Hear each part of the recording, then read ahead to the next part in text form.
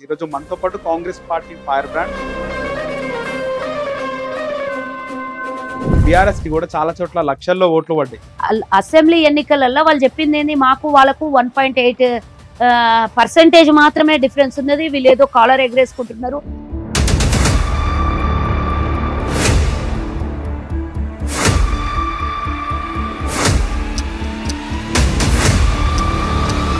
కదా ఎన్నికల ముందు అట్లా లేకుండా ఏంది కాంగ్రెస్ కి అంత లేదు, ఎన్నికల ముందు ఎవరు చెప్పిన బాగా ఉండే వాళ్ళ గోధీ మీడియా అడ్వర్టైజ్మెంట్ చేస్తే సరిపోతుందా? స్వచ్ఛందంగా ప్రజలు సైలెంట్ ఓటింగ్ చేస్తున్నారు ఈసారి. కానీ ఇందులో రేవంత్ రెడ్డి విఫలమైంది అని చెప్పి మల్కాజ్గిరిలో సరైన క్యాండిడేట్ పెట్టలేదు అనేది చాలా మంది వాదన. ఏమంటారు? ఓడిపోతే సరైన క్యాండిడేట్ పెట్టలేదు, గెలిస్తేనేమో రేవంత్ రెడ్డి గారి టాస్క్ కరెక్ట్ ఉంది. ఈటల రాజేందర్ పెద్ద ఏమి క్యాండిడేట్ కూడా కాదు. అంతెందుకు, నేను ఈరోజు ఈయన అడుగుతా, సూర్యాపేట పుట్టేవాడు ఎవరు, జగదీష్ రెడ్డి ఏమన్నాడు అంటే ఆఫ్ ద రికార్డ్ మాట్లాడుతున్నారు. ఇవన్నీ ఆఫ్ ద రికార్డ్ కాదు, ఆన్ ద రికార్డ్ చేసుకోండి. నేను చెప్తున్నా, ఒకవేళ వెల్కమ్ టు అవర్ ఛానల్. నా పేరు నరేష్. ఈరోజు మనతో పాటు కాంగ్రెస్ పార్టీ ఫైర్ బ్రాండ్, ఆ పార్టీ సీనియర్ స్పోక్స్ పర్సన్, ప్రస్తుతం తెలంగాణ రాష్ట్ర ఆర్యవైశ్య కార్పొరేషన్ గా నియమితులైన కల్వ సుజాత గారు ఉన్నారు. మాట్లాడదాం. నమస్తే మేడం. నమస్తే నరేష్, బాగున్నాను మేడం. సో మీకు ముందుగా శుభాకాంక్షలు. త్వరలో మీరు ప్రమాణ స్వీకారం చేయబోతున్నారు ఆర్యవైశ్య చైర్మన్ గా. సో ముఖ్యంగా చూసుకుంటే తెలంగాణలో లోక్సభ ఎన్నికల్లో కాంగ్రెస్ పార్టీ ధీటుగా పోతుంది, దాదాపు డబుల్ డిజిట్ నెంబర్ కైవసం చేసుకుంటుంది అనుకున్నాం. సో సింగిల్ డిజిట్ కే పరిమితం అయిపోయింది. కారణాలు ఏంటంటే ఏం చెప్తారు? సింగిల్ డిజిట్ అయింది అన్నప్పుడు అది మెజార్టీ నంబర్ కూడా చూసుకోవాలి కదా మనము. 1-2 సీట్లు మాత్రం పక్క రావాల్సినటువంటి స్థానాలు మెదక్, మహబూబ్ నగర్. డబుల్ డిజిట్ అనుకున్నాం మేము. 9+3 టఫ్ గా ఉండే సీట్లలో మళ్ళీ ఇంకో 3-4 రావచ్చు అనే ఆలోచనలో ఉండే, అలాగే జరుగుతుండే కూడా. ఒకటి ముఖ్యంగా మనం గమనించాలి, లోక్సభ ఎన్నికల్లో బీఆర్ఎస్ బీజేపీకి పూర్తిగా సహకారం అందించింది అనేది 100% అది సత్యం. అది ఎక్కడ ప్రమాణం చేయడానికి వాళ్ళు సిద్ధంగా ఉంటే కూడా మేము కూడా వచ్చి నిరూపించడానికి రెడీగా ఉన్నాం. ఎక్కడెక్కడైతే కాస్త కాంగ్రెస్ టఫ్ గా ఉందో అక్కడ చోట్ల బీఆర్ఎస్ పూర్తిగా వాళ్ళ డమ్మీ క్యాండిడేట్లను పెట్టి బీజేపీకి 10-15% ఓట్ షేరింగ్ చేయడం వల్ల గతంలో ఉన్నటువంటి బీజేపీ ఓట్ శాతం పెరిగిపోవడం, గతంలో మొన్న లోక్సభ అసెంబ్లీ ఎన్నికల్లో వచ్చినటువంటి బీఆర్ఎస్ ఓట్ శాతం పూర్తిగా పడిపోయి 17-18% పడిపోయింది. అంటే ఎంత దారుణ పరిస్థితిలో బీజేపీకి బీఆర్ఎస్ లొంగిపోయిందో ఒకసారి ఆలోచించాలి.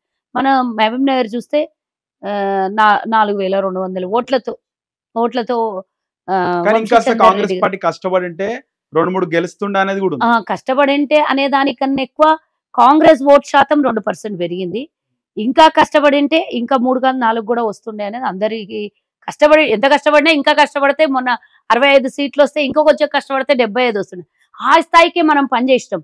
ఎంత పని చేసినా ఇక్కడ ఉన్నటువంటి ఓట్ శాతము వాళ్ళు నిలబడి బూతులలో నిలబడి బీజేపీకి ఓటు వేయించినప్పుడు మనం ఎంత కష్టపడ్డా కూడా ఆ ఓట్ శాతం అటు డైవర్ట్ అయినప్పుడు, ఎప్పుడైతే బీఆర్ఎస్ పార్టీ ఓటు బీఆర్ఎస్ ఖాతాలో పడాల్సిన ఓటు అటు డైవర్ట్ చేస్తే ఆ ఓటు మాకు పడకుండా అటే పోయింది కదా. కాబట్టి ఆ 2 స్థానాలలో పూర్తిగా ఫలితం వ్యతిరేకంగా రావడం అనేది 100% మెదక్లో తేడా బాగానే ఉంది అనుకుంటా. మెదక్లో ఎంత ఉంది? 35,000 ఉంది. అది కూడా మీరు మహబూబ్ నగర్ తో పోలిస్తే, మహబూబ్ నగర్ అదేదో చిన్న ఒక కార్పొరేటర్ కూడా ఆ స్థాయిలో ఆ ఓట్లు ఉండవు. అంత తక్కువ మెజార్టీతో గెలిచింది. శత్రువు మిత్రుడు అన్న ఈక్వేషన్ ఎవరు? బీఆర్ఎస్ పోయిందంటారా? శత్రువుకు శత్రువు ఎవరు? మిత్రుకు మిత్రుడే. 100% నేను ఎప్పుడో చెప్పినా, నాకు కావాలంటే last back 3-4 months back, 6 months back నా వీడియోలు ఎక్కడైనా మీరు రిపీట్ చేసి చూడొచ్చు. నేను చెప్పిందే జరిగింది. నేను ఒకటే చెప్పిన, బీఆర్ఎస్ బీజేపీకి లోక్సభ ఎన్నికల్లో 100% సపోర్ట్ చేస్తుంది. బీజేపీ అసెంబ్లీ ఎన్నికల్లో బీజేపీ బీఆర్ఎస్ కు సపోర్ట్ చేసింది. అట్లా వాళ్ళిద్దరు ఒప్పందం ముందే ఎందుకంటే కేసీఆర్ మీద మనం చూస్తున్నాం ఇప్పుడు రోజుకు ఎన్నో కుంభకోణాలు బయటపడుతున్నటువంటి విషయం. గత ప్రభుత్వం చేసినటువంటి అవినీతి పూర్తిగా ఇప్పుడు మళ్ళీ ఒకసారి ఎట్లన్నా వాళ్ళకు ఎక్కడో అంచనా ఉండే. మనం తెలుసుకుంటే ఆ టాపిక్ సబ్జెక్ట్ వేరే, ఎలా గెలిచింది బీజేపీ కేంద్రంలో ఎన్డీఏ ప్రభుత్వం వచ్చిందనే టాపిక్ సబ్జెక్ట్ పెడితే వీళ్ళకి పూర్తిగా, ఎందుకంటే దొంగనే నమ్ముతారు కదా. దొంగ మంచోనే నమ్మడు, మంచోడు దొంగని నమ్మడు. సో అట్లా దొంగనే నమ్మి మోదీని నమ్మినటువంటి బీఆర్ఎస్ వాళ్ళకు లొంగిపోయి వాళ్ళకు పూర్తి స్థాయిలో పాదాభి వందనాలు చేసుకొని తన బిడ్డని వాళ్ళు చేసినటువంటి స్కాముల్ని కాపాడుకోవడం కోసమే ఒప్పందం ప్రకారమే బీజేపీకి సపోర్ట్ చేసింది. రేపొద్దున రాబోయే ఎన్నికల్లో చూడండి వాళ్ళిద్దరు కలిసి పొత్తుతో పోటీ చేసిన ఆశ్చర్యం లేదు అనేది నేను ఏది చెప్పినా ముందు నిజం సత్యం అవుతుంది. అది మీరు గమనించండి. ఎందుకంటే సత్యం అవుతుంది అంటే నేనేం పెద్ద ఇవి జాతకాలు తెలిసిందని కాదు.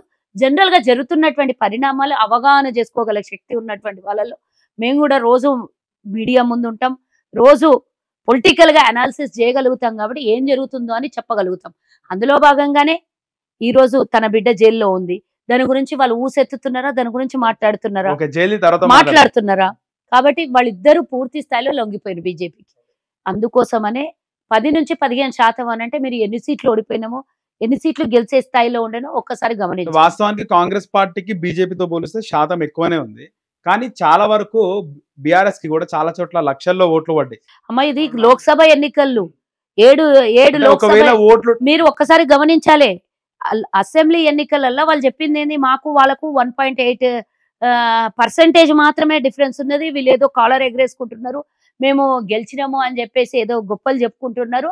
కానీ మాకు వాళ్ళకు 2% ఓట్లు కూడా తేడా లేవన్నారు. ఇప్పుడు 2% నుంచి 17% కింద అంటే ఆ స్థాయిలో ఓటు బ్యాంక్ ఉన్నటువంటి బీఆర్ఎస్ ఇప్పుడు ప్రభుత్వం మేము ఏర్పాటు చేసినాం, ప్రధాన ప్రతిపక్షం వాళ్ళే, మరి ఎందుకు తీటుగా పొడి చేయకపోయారు? కనీసం ఒక్కటంటే ఒక సీటు గెలవలేకపోయారు. అంతెందుకు హరీష్ రావు విషయంలో రఘునందన్ రావు మాట్లాడినటువంటి విషయం, హరీష్ రావుకు కృతజ్ఞతలు తెలియజేస్తున్నా, నా గెలుపుకు కారణం హరీష్ రావు అని కొండ మీద చెప్పే మీడియా ముందు, మీలాంటి మీడియా సోదరుల ముందు కూడా మాట్లాడాడు. అంటే దీనికి అర్థం ఏంది? మొన్న అసెంబ్లీ ఎన్నికల్లో ఏమంటారు ట్రబుల్ షూటర్ అని చెప్పుకునే హరీష్ రావుకి తన నియోజకవర్గంలో ఒక 1800-2000 తేడాతోని లీడ్ లో ఉన్నటువంటి బీఆర్ఎస్ నువ్వు 90,000 1,20,000 గతంలో గెలుచుకున్నటువంటి విషయం మర్చిపోయినామా? ఇప్పుడు 90,000 ఎందుకు రాలేదాడా? కనీసం 50,000 మెజార్టీ ఎందుకు రాలేదు?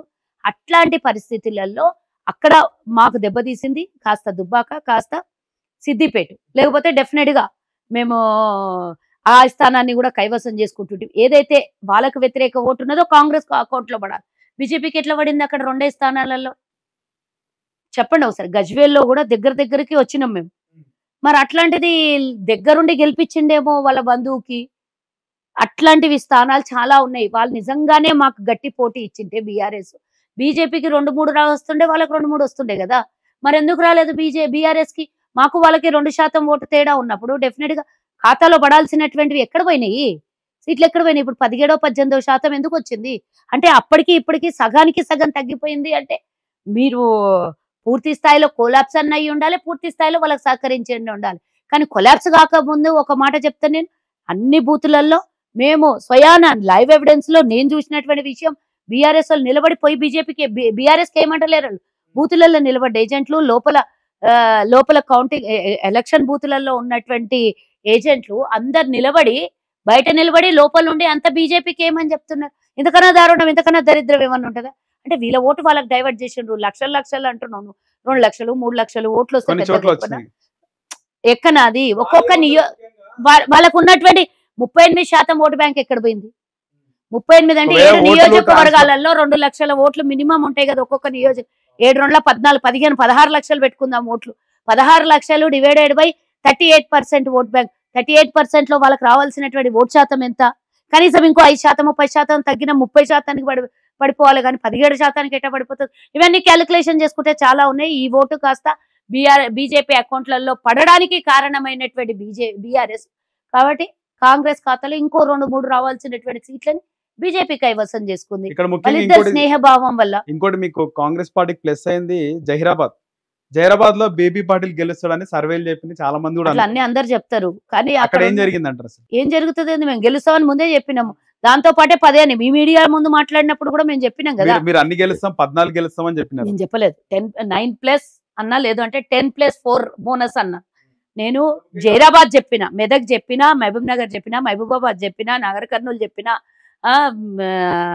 ఇదేంది ఖమ్మము,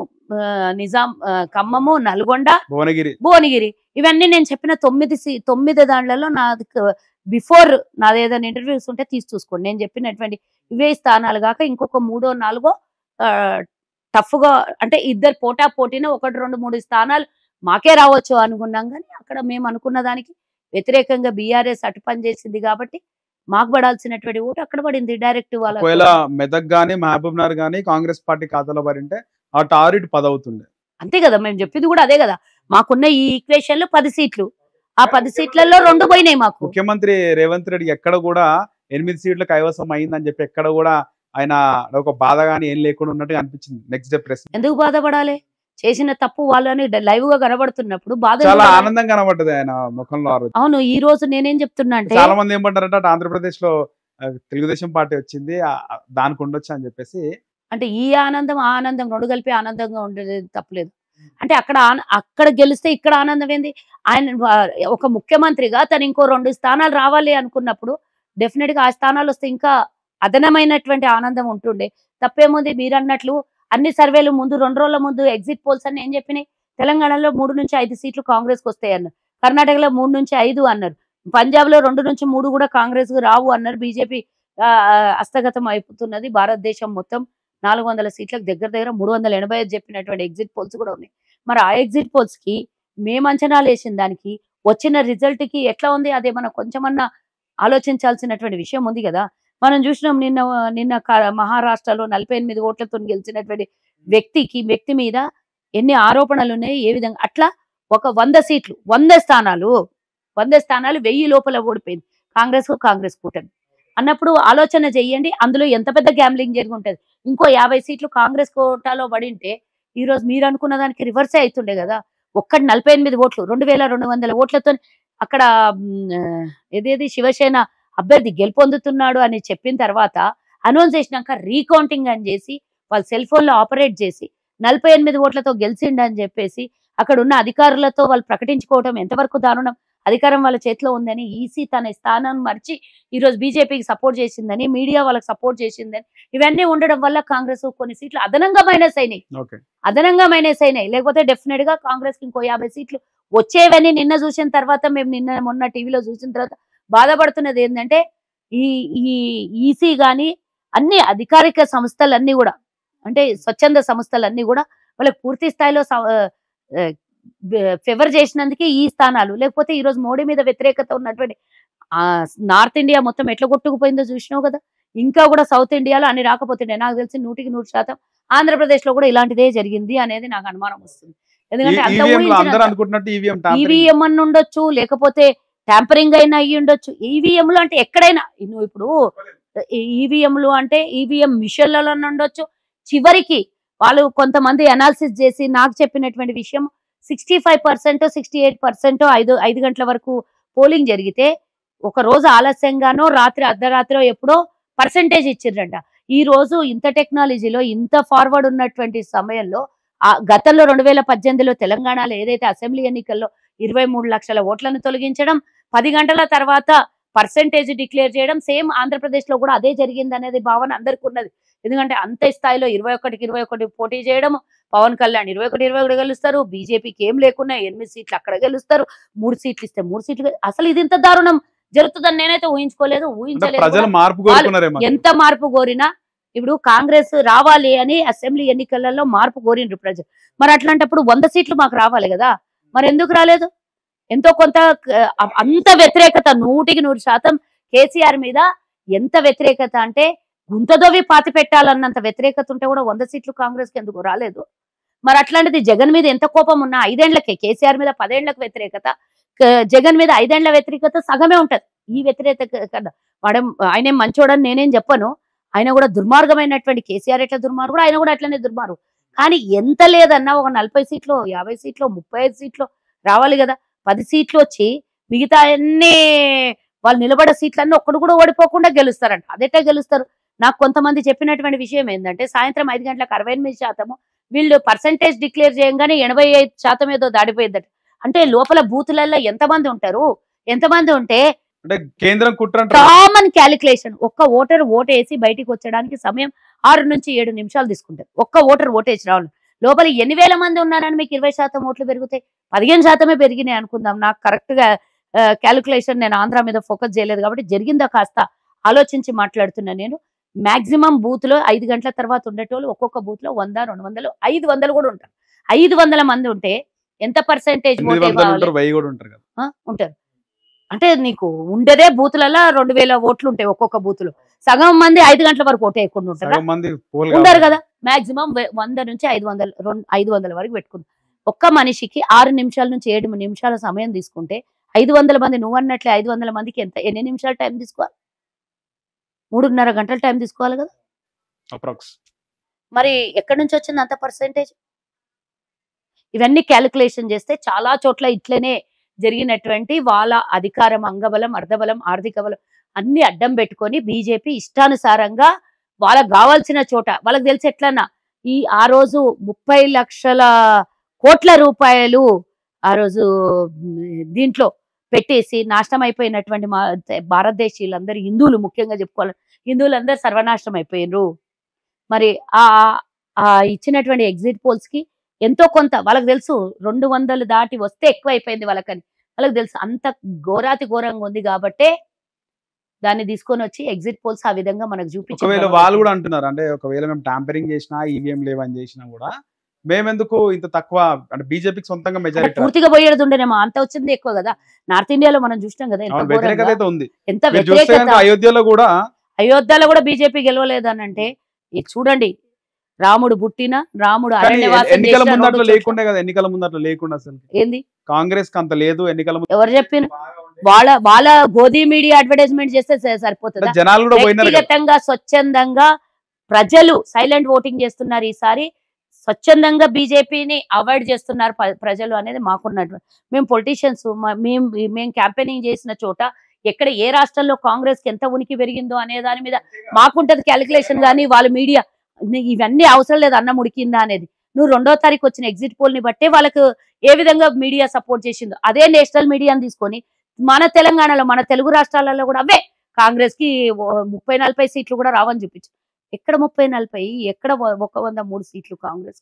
అంటే ఇంత దారుణమైనటువంటి ఎగ్జిట్ పోల్స్ ఇచ్చిన వాళ్ళకి వీళ్ళని తీసుకొని పోయి ఫస్ట్ జైల్లో పెట్టాలి కదా. షేర్ మార్కెట్ ఎంత పడిపోయింది 2వ రోజు ఎగ్జిట్ పోల్స్ వచ్చిన రోజు 30 లక్షల కోట్లు హైప్ అయిపోయి, రిజల్ట్ వచ్చిన రోజు 30 లక్షల కోట్లు పడిపోయింది. ముఖ్యంగా ఆ రోజు రిజల్ట్ వచ్చిన రోజు సాయంత్రం టైంలో కాంగ్రెస్ పార్టీకి సంబంధించి ముఖ్య నాయకుడు చంద్రబాబు నాయుడు అటు నితీష్ కుమార్ తో మాట్లాడుతుండని కూడా బయటకు వచ్చింది. నిజంగా ఆ విధంగా ఏమని చేసింది కాంగ్రెస్ పార్టీ? నాకైతే తెలియదు. చంద్రబాబు నాయుడు అడగండి, నితీష్ అడగండి. Congress party general secretary KC Venugopal ప్రత్యేక ఫ్లైట్ లో చంద్రబాబు నాయుడు కలనికి వస్తున్నాడు అని చెప్పి కూడా వార్త వచ్చింది. గాలి వార్తలు మస్తు వస్తాయి. అట్లా ప్రత్యేక ఫ్లైట్ లో రావాల్సినటువంటి అవసరం కూడా లేదు. అంత ఇంపార్టెంట్ అయితే మెయిన్ స్ట్రీమ్ మీడియాలో కూడా చంద్రబాబు నాయుడు కూడా రావచ్చు. మెయిన్ స్ట్రీమ్ మీడియానే మనం చూస్తాం కదా, గోధీ మీడియాని. ఇంకేం చెప్తాం? ఇంక అంతకన్నా వాళ్ళు ఇష్టం వచ్చినట్ల వాళ్ళ రేటింగ్లు పెంచుకోవడానికి, ఇంకో పార్టీని డ్యామేజ్ చేయడానికి, వాళ్ళు ఏం కావాలనుకుంటే అది చేసేదే ఆ గోధీ మీడియా. అసలు మేము మాట్లాడింది అనే దాని మీద నిజంగా చెప్పాలంటే వాస్తవం అయితే కాదు అనేది నాకు ఉన్నటువంటి ఆలోచన. మిగతా నాకు తెలియదు. రాహుల్ గాంధీ ఎంతవరకు బాధపడినాడు ఇట్లా? ఎక్కడ బాధ కనబడిందా? ఎక్కడ కూడా లేదు. ఎందుకంటే మీరు అంత దారుణం చేసినా మేము మీకు మాకు తేడా ఎంత? 30 సీట్లు. ఇప్పుడు 35 సీట్లు. ఇంకో మీ కూటమిలో తక్కువ ఉన్నారు, ఎన్డీఏ కూటమిలో ఎక్కువ ఉన్నారు కాబట్టి 18 మంది ఎన్డీఏ కూటమిలోనూ 18-25 మంది కలిపితే ఆ కూటమి జమ అయ్యి మమ్మల్ని తిడతారు. మమ్మల్ని వాళ్ళు బీజేపీ వాళ్ళు తిట్టేదంతా ఎంత తిడతారో అన్ని తిడుతున్నారు. ఇక్కడ స్టేట్ ఫార్వర్డ్ ఒకటి చూసుకుంటే NNA state forward Mahabubnagar లో ముఖ్యమంత్రి సొంత నియోజకవర్గం, ఆయన ప్రాతినిధ్యం మొన్నటి వరకు పట్టింది, ఇక్కడ వహించింది మల్కాజ్గిరి. అక్కడ 2 చోట్ల ఓడిపోయింది. ముఖ్యంగా మహబూబ్ నగర్ అంటే గెలిచే అవకాశం ఉండే, మల్కాజ్గిరిలో సరైన క్యాండిడేట్ పెట్టలేదు అనేది చాలా మంది వాదన. ఏమంటారు? ఓడిపోతే సరైన క్యాండిడేట్ పెట్టలేదు, గెలిస్తేనేమో రేవంత్ రెడ్డి గారి టాస్క్ కరెక్ట్ ఉంది. అంటే ఈటెల రాజేందర్, ఇవన్నిటికి మేము బట్టి ముఖ్యంగా ఈటెల రాజేందర్ కూడా, అంటే ఈటెల రాజేందర్ పెద్ద ఏమి క్యాండిడేట్ కూడా కాదు. కానీ ఏమైందంటే 34 లక్షల నాయకులు కరువైనారు కాంగ్రెస్ పార్టీ. అట్లా ఏముండదు. నాయకులు కరువైతారా? అధికారంలో ఉన్నప్పుడు పోటీ ఉంటది. ఒకటి వాళ్ళకు పార్టీలోకి వచ్చారు, అకామిడేట్ చేస్తాము అని చెప్పినాం. రంజిత్ రెడ్డి గారిని చెవెళ్లకు అకామిడేట్ చేసినాం. మరి వీళ్ళకి ఎక్కడో ఒక దగ్గర అకామిడేట్ చేయాల్సిందే కదా. అందుకనే నష్టమో కష్టమో అక్కడ అకామిడేట్ చేసినాక ఇంకోటి ఏమైందంటే వాళ్ళకు నెల రోజులు కూడా టైం లేదు. ఇప్పుడు రేవంత్ రెడ్డి అంటే ఆ టైంలో ఒక మాస్ లీడరు, మొత్తం కోరుకున్నటువంటి లీడర్. రేవంత్ రెడ్డి గారికి, సునీత గారికి, వీళ్ళందరికీ కంపారిజేషన్ లేదు.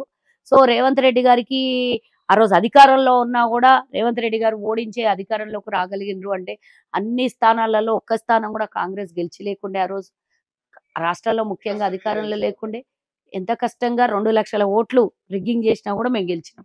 లైవ్ లో బీఆర్ఎస్ ఒక స్పోక్స్ పర్సనే నాతో చెప్పిండు, అక్క మేము 2 లక్షల ఓట్లు రిగ్గింగ్ చేసినాము, 2 లక్షలకు పైగా మళ్ళీ రేవంత్ రెడ్డి గారు 12,000 14,000తో గెలిచారు అనుకుంటా. మరి ఆ పైన 9,000 వచ్చింది 9,000 లేదమ్మా 11 దాటినట్టునే గుర్తుంది నాకు.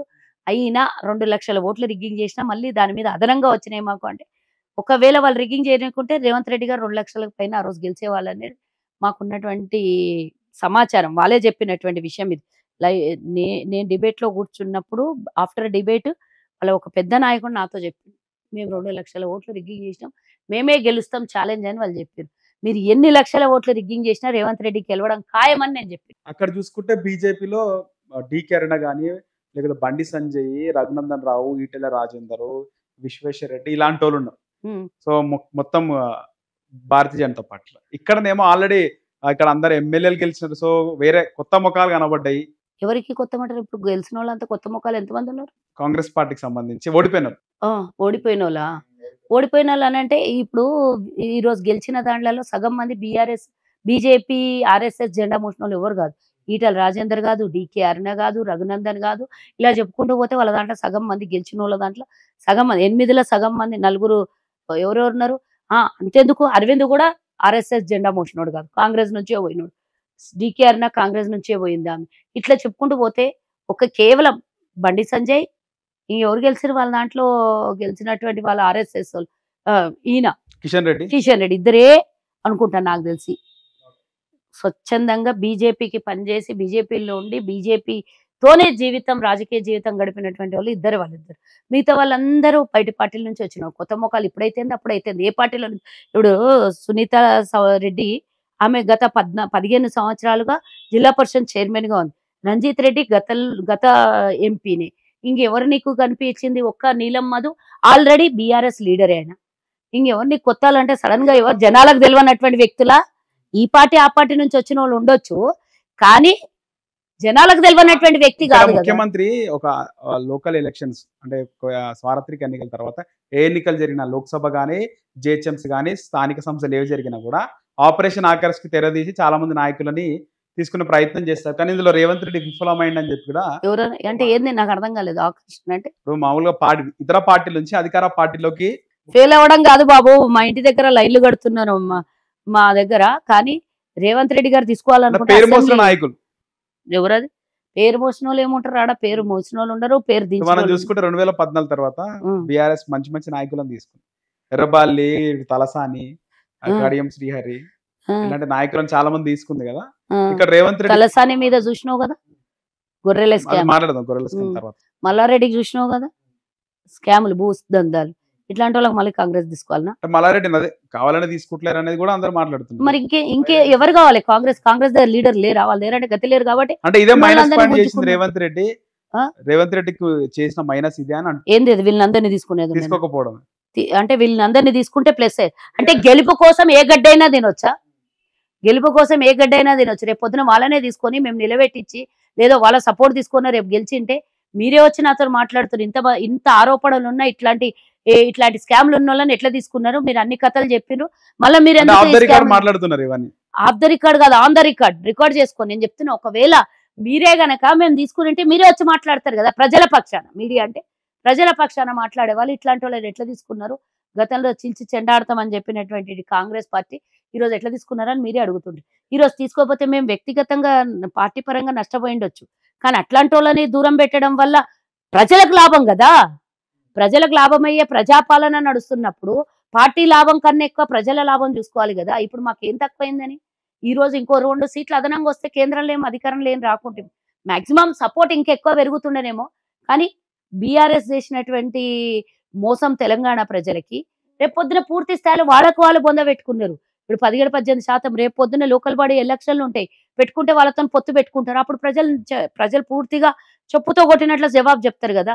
బీజేపీతో పొత్తు పెట్టుకొని మీరు ఎన్నికలకు పోతున్నారంటే నీ బిడ్డ నువ్వు చేసినటువంటి స్కామ్లు కప్పిపుచ్చుకోనికి బీజేపీతో చేయగలిపినావు అని ప్రజలే చెప్తారు. తన్ని లాద్దాన్ని పంపిస్తారు బయటికి. ముఖ్యంగా కరీంనగర్ చూసుకుంటే ఒక స్కామ్ మంత్రి పొన్నం ప్రభాకర్ సంబంధించి ఉమ్, ఏదైతే రామగుండం ఎన్టీపీసీ ఉమ్. అక్కడ బొగ్గు Fly ash. ఫ్లై యాష్ తీసుకోవడంలో కుంభకోణం అవుతుంది. 32 టన్నులు తీసుకోవాలా, 72 టన్నులు తీసుకుపోతున్నారు అని పాడి కౌశిక్ రెడ్డి ఖమ్మం వెళ్ళే దారిలో గ్రీన్ఫీల్డ్ నేషనల్ హైవేకి సంబంధించి రోడ్డు దాంట్లో పాడి కౌశిక్ రెడ్డి ఆరోపణ చేస్తున్నాడు. ఏమంటారు దీన్ని? పాడి కౌశిక్కి పాడిగట్టే దగ్గర టైం దగ్గర ఉన్నది అంటే కాబట్టి ఆయన స్వయంగా పట్టుకొని చెక్ చేసిండు. ఒక్క నిమిషం నేను పర్మిట్ కి మించి తీసుకుపోతున్నారు ఫ్లై యాష్ అని. పర్మిట్ ని మించి వాళ్ళ మీద కేసులు పెట్టిన విషయం తిక్కలోనికి తెలియకపోతే తెలియండి. ఒక రోజు ముందే మేము కేసు పెట్టలేం దాని మీద.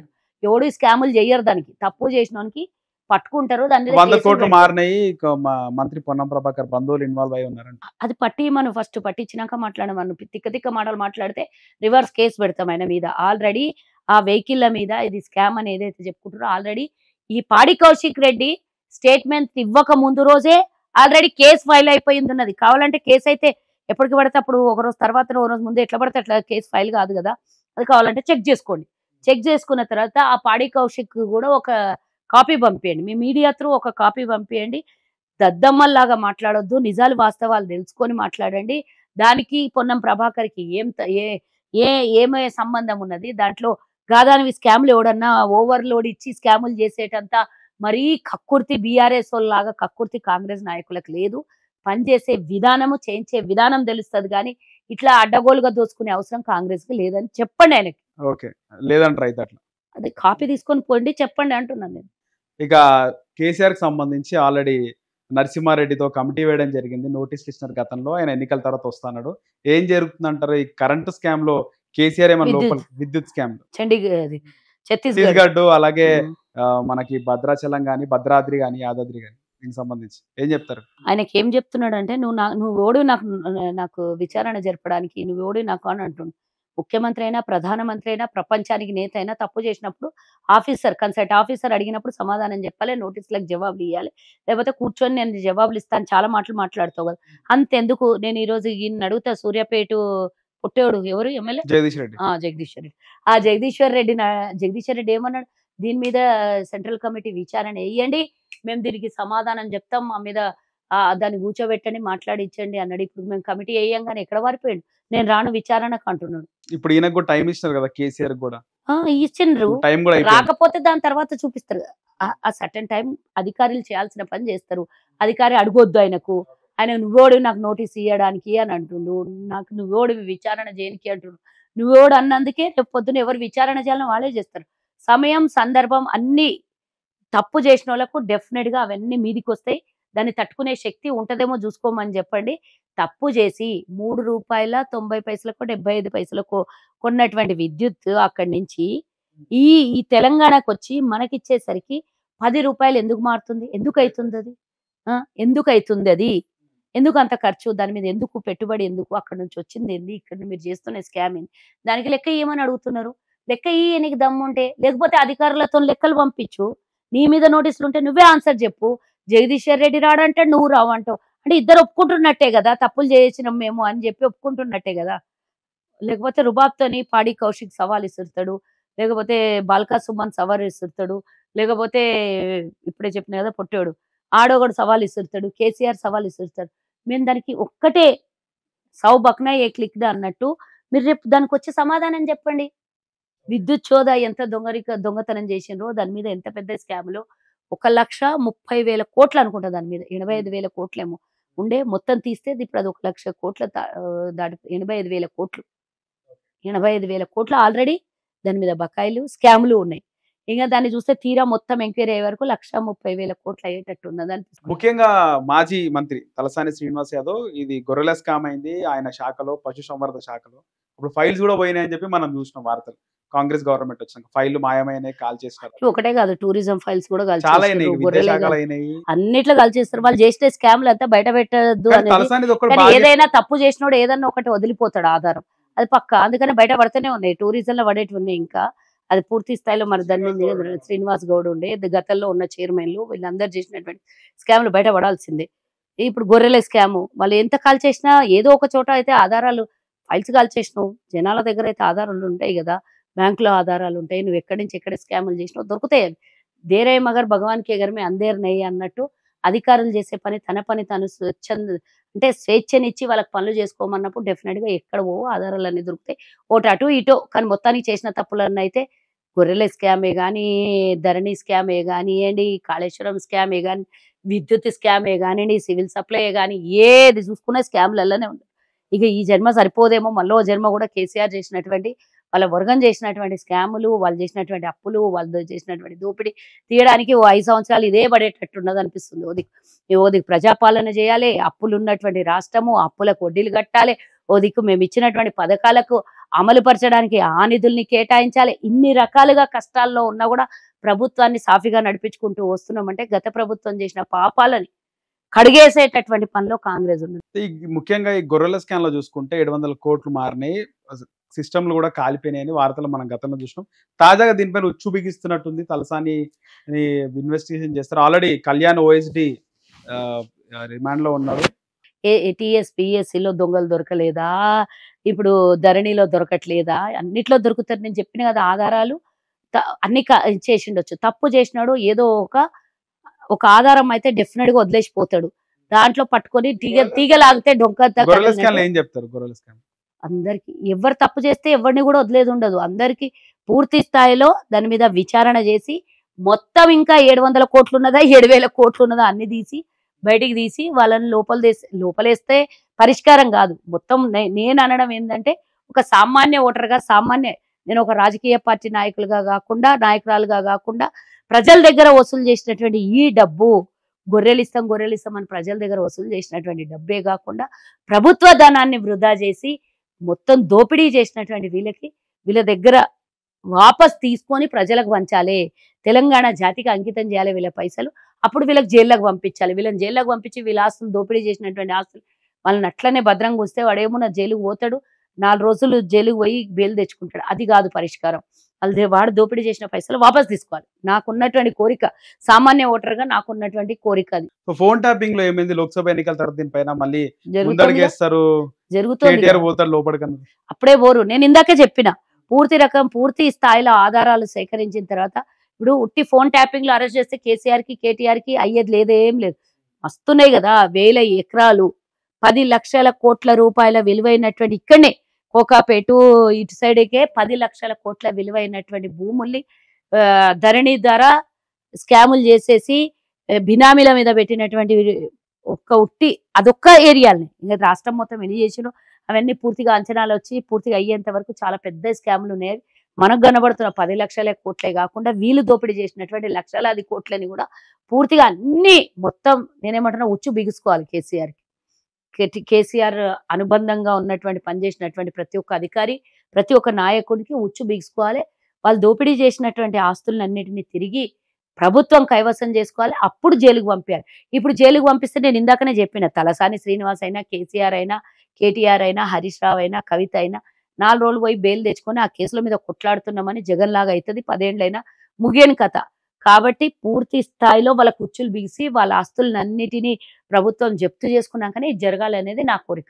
మరి అలా కావాలని నేను కోరుకుంటున్నా ప్రభుత్వం ద్వారా అయితే. ఎందుకంటే ప్రజలకు ఈరోజు తెలంగాణలో పరిస్థితి ఎట్లా ఉందో మనం చూసినాం. మీరు ఏవి ప్రభుత్వ రంగ సంస్థలు నమ్మేసుకొని భూములు నమ్మేసుకొని అన్ని నాశనం చేసినటువంటి బీజేపీ బీఆర్ఎస్ ఇద్దరు ఆడు దేశాన్ని నమ్మిడు, వీడు రాష్ట్రాన్ని నమ్మిడు. ఇద్దరు కలిసి దేశ ప్రజల్ని మొత్తం బుక్కనాశనం పట్టించారు. కాబట్టి డెఫినెట్ గా ఆలోచించి కేంద్రం గనులకు సంబంధించి వేలం వేయాలని చెప్పి ఆదేశాలు ఇచ్చింది.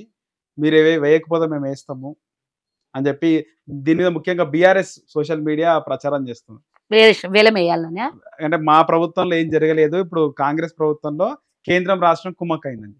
ఇప్పుడు మేము వేలం వేసి ఇచ్చినామా? ఎక్కడైనా వేలం జరిగిందా? వాళ్ళలాగా సింగరేణిలో వాళ్ళ పరిస్థితి ఏందో, గతంలో కాంగ్రెస్ ఉన్నప్పుడు ఏందో, వాళ్ళు ఎంత మేరకు బీజేపీకి సహకరించారో అదొక్కసారి గుర్తు చేసుకోవాలి. ఏదైనా కాంగ్రెసే నిర్మాణం చేసింది. కాంగ్రెస్ వల్లనే దేశ ప్రజలకు ఏదైనా మంచి జరుగుతుంది. ఏ బీఆర్ఎస్ ఏ బీజేపీ వల్ల సర్వనాశనం అప్పులపాలు అయ్యేది తప్పించి ఈరోజు మీరు అమ్ముకునేవన్నీ కాంగ్రెస్ చేసినటువంటి నిర్మాణాలేవి, కాంగ్రెస్ ఇచ్చినటువంటి ప్రభుత్వ ఆస్తులేవి. కాబట్టి కాంగ్రెస్ అట్లా అమ్ముడు పని నాశనం చేసే పని చెయ్యబోదు, చెయ్యలేదు. తెలంగాణ ముఖ్యమంత్రి రేవంత్ రెడ్డి ఈ కేటీఆర్ కేసీఆర్ వదిలేసి జగన్ ని టార్గెట్ చేసినట్టు కనబడుతుంది. జగన్మోహన్ రెడ్డి ఓడిపోగానే ఇంటికాడ ఆయన టార్గెట్ అనొద్దని, అది అధికారులు వాళ్ళ పని వాళ్ళు చేసుకుంటూ పోయారు. ఆల్రెడీ కంప్లైంట్ ఇచ్చిండ్రు. ఆ కంప్లైంట్ 3 ఎవరైనా నెలల నుంచి సామాన్య ఎందుకు చేయలేదు? కాంగ్రెస్ పార్టీ అధికారంలోకి వచ్చినప్పుడు ఎందుకు చేయలేదు? కేసీఆర్ జగన్ ని కాపాడిండో లేకపోతే ఫేవర్ చేసిండు అనుకోవచ్చు. రేవంత్ రెడ్డి ప్రభుత్వం ఎందుకు చేయలేదంట? కంప్లైంట్ ఇచ్చిన వాళ్ళు మొన్ననే ఇచ్చిర్రు చూసుకోండి. కంప్లైంట్ ఇచ్చిన తర్వాత దాని మీద అంటే యాక్షన్ చాలా రోజుల తీసుకోవాల్సింది. నుంచి ఇచ్చినాం కంప్లైంట్ అని కూడా మాట్లాడుతున్నారు. ఎవరు మాట్లాడిండ్రు? అక్కడ ఉన్నటువంటి జనాలు వెళ్తే జనాలు వేరే ఇచ్చినటువంటి కొంతమంది కాలనీ నాయకులు, వాసులే కాలనీ వాసులు ఇచ్చిండ్రు. రాకపోకలకు ఇబ్బంది అవుతుంది. అవును. ఈ కేసీఆర్ హయాంలో జరగలేదు ఎందుకో మరి. కేసీఆర్ హయాంలో ఎందుకో జరగలేదు. పూర్తిగా రోడ్డుకు అడ్డంగా ఆఫీస్ కట్టుకొని సెక్యూరిటీని పెట్టుకున్నారు. సెక్యూరిటీ కోసం. మరి ఎందుకు చేయాల్సిన పని అన్ని చేస్తారు. అదొక్కటే కాదు, మల్లారెడ్డి చేయలేదా? చేస్తూనే ఉన్నారు కదా, 1 by 1 చేస్తారు. ఒకటేసారి అన్ని మీరు అన్నట్టు ఒకటేసారి కేసీఆర్ కి జైల్లో పెట్టడము, జగన్ ని టార్గెట్ చేయడము, 1 by 1 చేస్తారు. జగన్ కి ఇంకా ప్రాబ్లమ్ అంటారా? అంటే ముఖ్యంగా తెలంగాణలోని ఆస్తుల పైన కూడా అదంతా చూసుకుందాం, అధికారులు చూస్తారు. ఎక్కడెక్కడైతే తప్పుడు దోవలో తప్పుడు ఆస్తులు ఎవరెవరికైతే జమైనాయో డెఫినెట్ గా ప్రభుత్వ ఆస్తుల్ని తీసేసుకుంటది, ప్రజలకు అందాల్సినటువంటివి ప్రజలకు అందిస్తది. అంత ఈజీగా ఏమి వదలదు. కాంగ్రెస్ ప్రభుత్వానికి అక్కడ జగన్మోహన్ ఉండే బెస్ట్ ఉంటున్నా లేకపోతే టీడీపీ వచ్చింది అక్కడ టీడీపీ ఎవరున్నా కూడా పక్క రాష్ట్రము ఎవరికి చెందాల్సినటువంటి వాటా వాళ్ళకు, అంటే సోదర భావం లాగా 2 రాష్ట్రాలు కలిసి ఉండాలి, పనులు చేసుకోవాలి. ఇది వ్యతిరేకతకు పోతే ప్రజలు నష్టపోతారు. గతంలో రేవంత్ రెడ్డి గారు గెలవంగానే ఎంబడే కనీసం శుభాకాంక్షలు తెలపలేనటువంటి జగన్మోహన్ రెడ్డి ఇప్పుడు తెలిపినా తెలపలేదన్నదే అనడానికన్నా ఇంపార్టెంట్ గా రేపు ప్రజలకి 2 రాష్ట్రాలకు, ఎందుకంటే విడిపోయేటప్పుడు కలిసున్నటువంటి రాష్ట్రాలు ఇవి. కలిసున్నప్పుడు వాటాలు పంచుకున్నటువంటి రాష్ట్రాలు. ఆ వాటాలో మాకు రావాల్సింది మాకు వచ్చి వాళ్ళకి చెందాల్సింది వాళ్ళకి చెందితే ఈ కొట్లాటల కన్నా పరిపాలన జరగాలి. ప్రజలకు అందించాల్సినటువంటి పూర్తిగా సదుపాయాలు అందిస్తేనే ఏ ప్రభుత్వం అయినా సరే. గతంలో సహకరించలేదు, ఇప్పుడు డెఫినెట్ గా సహకరించాల్సి వస్తది. సహకరించకపోతే సఖ్యత ఉంటదా ఉండదా సెకండరీ మాట్లాడుకుందాం. మొన్ననే వాళ్ళ ప్రభుత్వం ఏర్పడింది. మేము పెద్ద పెద్ద మాటలు చెప్పుడు కాదు, చేసి చూపించాలని కూడా మేము అడుగుతాం కదా. ఇప్పుడు కేంద్రంలో మీరు కూడా 2-3 మంత్రి పదవుల్ని తీసుకున్నారు కాబట్టి ఎన్డీఏ ప్రభుత్వంతో పని చేసుకుంటున్నారు. మరి మీకు వాళ్ళకు ఒక్క జాగలనే ఉన్నారు కాబట్టి కేంద్రం మీద నెట్టకుండా మా రాష్ట్రానికి చెందాల్సినటువంటివి కృష్ణా జలాలైనా సరే, అటు భద్రాచలంకు 7 మండలాలు తీసుకున్నారు. వాటి మీద కూడా సమాధానం చెప్పాలి వాళ్ళు. ఎందుకంటే టీఆర్ఎస్ కొట్లాడలేదు, మేము అడుగుతున్నాం ఇప్పుడు మా మండలాలు ఏంది ఇయ్యండి. ఇప్పుడు కేంద్రంలో మీరే టీఆర్ఎస్ కూడా టైం కోసం చూస్తున్నట్టుంది. ఎందుకంటే చంద్రబాబు నాయుడు ముఖ్యమంత్రి అయ్యిండు, ఇటు రేవంత్ రెడ్డి ఇద్దరు కూడా ఒక పార్టీలో పనిచేసినారు. అయితే అయ్యో మర్చిపోయినవా నువ్వు? కేసీఆర్ కూడా ఆయన శిష్యుడే. కానీ అప్పటి నుంచి వ్యతిరేకించాడు, ఇక్కడ రేవంత్ రెడ్డి ఎప్పుడు వ్యతిరేకించాడు. అవును, ఎందుకు వ్యతిరేకిస్తేనే ఇదా? తిన్నింటి వాసాలు లెక్క పెట్టాలనా? కాంగ్రెస్ కూడు తిన్నాడు, టీడీపీ కూడు తిన్నాడు, మళ్ళా మా మీదనే ఈ రోజు ఇన్ని రకాలుగా ఇబ్బందులు పెడుతున్నాడు. తెలంగాణ ఇచ్చినాక మా పార్టీని విలీనం చేస్తానని దొంగ మాటలు చెప్పినటువంటి కేసీఆర్ని ఎవడన్నా నమ్మే పరిస్థితులు ఉన్నారా? ఆయన మాటలు కూడా ఏడ సందు దొరికితే ఆడ మాట్లాడదామంటాడు, కానీ సందు లేదు. ఆడ సఖ్యత కుదిరితే చాలు అనుకొని పనిచేయాలని నేను అనుకుంటున్నాను. నువ్వు ఏదో తప్పు చంద్రబాబు నాయుడు మీద తప్పు తీసేదంటే పోయి తీయి. జగన్మోహన్ రెడ్డి మీద ఎందుకు అడగలేదు? రెడ్ కార్పెట్ వేసి ఎందుకు ప్రగతి భవన్ లో భోజనం పెట్టినావు? మేము కూడా అడుగుతాం కదా. రోజా ఇంట్లో కూడా భోజనం చేసి రాయలసీమ రతనాల సీమ చేసి వస్తాను. మా ఇదే ఉమ్మడి పాలమూరు రంగారెడ్డి జిల్లా ఎత్తిపోతల పథకాన్ని గుడుసున్నా పెట్టినావు. అక్కడ కృష్ణా జలాలు రావాల్సిన వాటిని పొక్కబెట్టి కూర్చున్నావు. జగన్మోహన్ రెడ్డి అన్ని నీళ్లు తరలించుకొని పోతే వాళ్ళ ఇంట్లో పోయి చేపల పులుసు తినేసి వచ్చినావు, బిర్యానీ తినేసి వచ్చి వాళ్ళకు ఫేవర్ గా మాట్లాడినావు. రేపు పొద్దున అవన్నిటికీ సమాధానం చెప్పాల్సినటువంటి అవసరం ఉంటది కదా. ముఖ్యంగా మొన్న జరిగినటువంటి ఎన్నికల్లో ఏపీలో ఆల్రెడీ వైఎస్ షర్మిల ఆమె ప్రెసిడెంట్ గా ఉంది, మీ పార్టీకి ముఖ్యమంత్రి రేవంత్ రెడ్డి కూడా వెళ్ళడం జరిగింది. కానీ ఒకేసారి వెళ్ళినాడు. రోజు వెళ్తారా ఏంది? రోజు అంటే ఇక్కడ కూడా ఎన్నికలు ఉండే కదా. రేవంత్ రెడ్డి గారు నాట్ ఓన్లీ ఆంధ్రప్రదేశ్ తెలంగాణ చూసుకున్నారు, అటు కర్ణాటక పోయినరు, ఆంధ్రప్రదేశ్ పోయినరు, వేరే రాష్ట్రాలకు కూడా పోయినరు. మాకు కూడా ఉన్నది తక్కువ సమయమే కదా. రేవంత్ రెడ్డి ముఖ్యమంత్రితో పాటు పిసిసి అధ్యక్షుడు కూడా మా తెలంగాణకి. కాబట్టి 2 బాధ్యతలు ఆయన మీద ఉన్నాయి. ఎన్నికల వరకు పిసిసి అధ్యక్షుడు, ఎన్నికల కూడా అయిపోయినాక ముఖ్యమంత్రి. పిసిసి అధ్యక్షుడుగా 119 నియోజకవర్గాలలో 17 పార్లమెంట్ స్థానాలు పూర్తిగా ఆయన బాధ్యత. ఆయన 2-3 సార్లు ఎల్లుండి ఎట్లుంటుండే పరిస్థితి అక్కడ? ముఖ్యంగా షర్మిల ఆల్రెడీ ఆమె ఓడిపోయింది, ఆమె కడప ఎంపీగా చేసింది.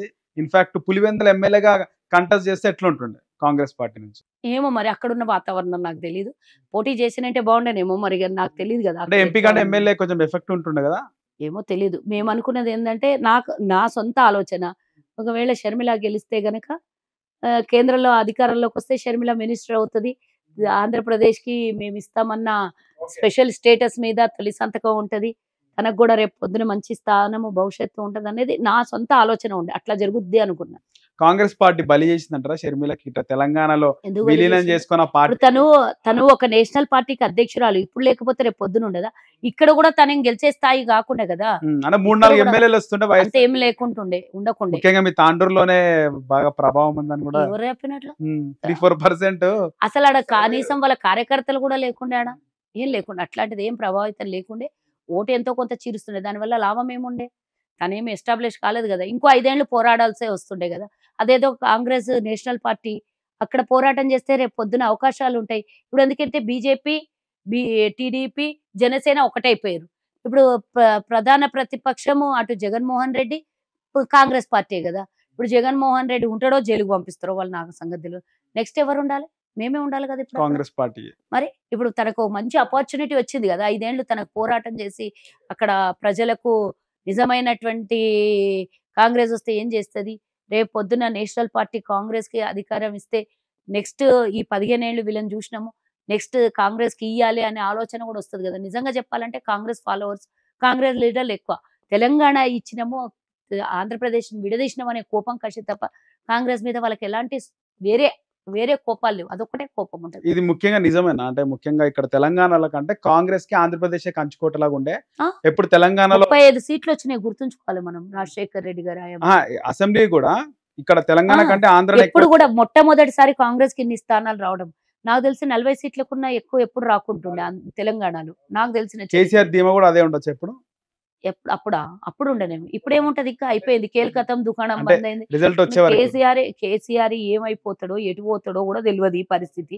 ధీమా ఏముంటది, ఇంకా జైల్లో పోయి చెప్పిండు కదా రేవంత్ రెడ్డి, నలుగురు కూర్చొని ఒక్క చోటనే చర్చలు జరుపుకొని 5 ఏళ్లకు లెక్కలు ప్రణాళిక చేసుకోమన్నాడు ఎన్నికలకి. డబుల్ ఒక బెడ్రూమ్. జాగాలో కూర్చుంటే డబుల్ బెడ్రూమ్ ఇల్లు, 4 బెడ్రూమ్ ఇల్లు 2 కలిపి డూప్లెక్స్ చేసిస్తాము కేసీఆర్ కి. అక్కడ కూర్చొని తండ్రి, కొడుకు, అల్లుడు, బిడ్డ అందరు కలిసి వ్యూహ రచనలు బిడ్డను చేయమని. పంపించి ఇప్పుడు తండ్రి కొడుకు కూడా మేమెవరం పంపించడానికి? తప్పు చేసింది, జైలుకు పోయింది. అది కూడా ఎన్నికల ముందు తీసుకుపోయింది అంటే మీ బీజేపీ. ముఖ్యమంత్రి పంపిస్తాడు. 2.5 సంవత్సరాల ముందు నుంచి స్కామ్ ఉన్నదని తెలిసి అక్కడ మనీష్ సిసోడియా 2 ఏళ్లైన జైల్లో నుంచి బయటికి వెళ్ళాడు. కవితనేమో 2 సంవత్సరాల తర్వాత అరెస్ట్ అవుతుంది. ఇది ఎక్కడ న్యాయము? ఇది ఎక్కడ ఆలోచన? ఇవన్నీ వేరే అంచనాలని. ఆ డిబేట్ సపరేట్ చేసుకుందాం. ఆ డిబేట్ ఇప్పుడు రాబోయే ఎన్నికలు, స్థానిక సంస్థల ఎన్నికలు ఉన్నాయి, తర్వాత జిహెచ్ఎంసీ ఉంది. ఎట్లుంటుంది అంటారు కాంగ్రెస్ పార్టీకి సంబంధించి? చెప్దాం, ఇంకా మస్తు ఆలోచన, మస్తు ఇంకో సమయం ఆపరేషన్ ఉంది. ఆకర్ష్ ఇంకా గేట్లు ఇంకా ఎత్తే ఉన్నాయి, దించలే అని చెప్పి అవన్నీ ఎందుకు అంటున్నా. తిరగబోతున్నారు, వచ్చేందుకు చూస్తారు. ఆ, అన్ని చూద్దాం.